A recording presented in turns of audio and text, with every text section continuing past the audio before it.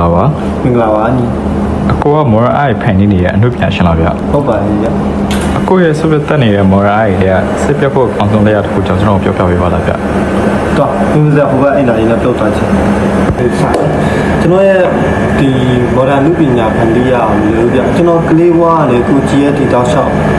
ကြောကြုံလာခဲ့တဲ့မြတ်ရဆိုင်ခဲ့တဲ့မြတ်အရာတွေအားလုံးကျွန်တော်လူပညာနဲ့ရပြီးကျွန်တော်ပြန်ဖန်တီးထားဒီလူပညာလက်ရတစ်ခုဖြစ်လာဖို့ဆိုတမိုင်းเจ้าတွေလောက်ခံနေများရှိတယ်ကွာလူပညာနဲ့တူအဲ့ဒီကျွန်တော်လက်ရတွေထဲမှာတစ်ခုကြောင်းကျွန်တော်ပြပြမယ်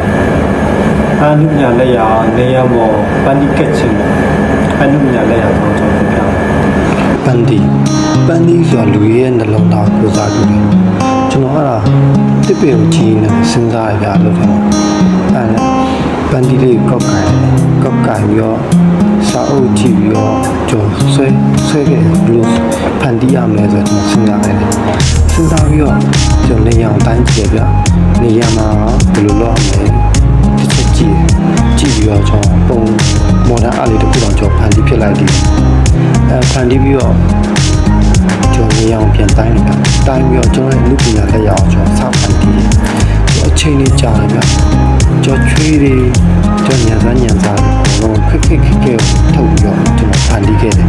ဖန်တီးပြီးတော့ကျွန်တော်နောက်ဆုံးလက်ရလေးမဆိုးပြီးတော့လှပါတယ်ကျွန်တော်ပြန်ကျိုးနေတိတ်တွေရှိတယ်ဘာလို့ဒီနေရာမှာပန်းတီးပြီးကတ်တာဒါတိတ်တယ်တော့မလို့တော်တော်စဉ်းစားပြီးကိတ်လိုက်ရတယ်အကိတ်ရဲ့အရာလေးအန်ဒီရဲ့အရာလေးတော့ကျွန်တော်လည်းကျင်တတ်တယ်ပေါ့ဗျာဟုတ်ပေါ်နားထောင်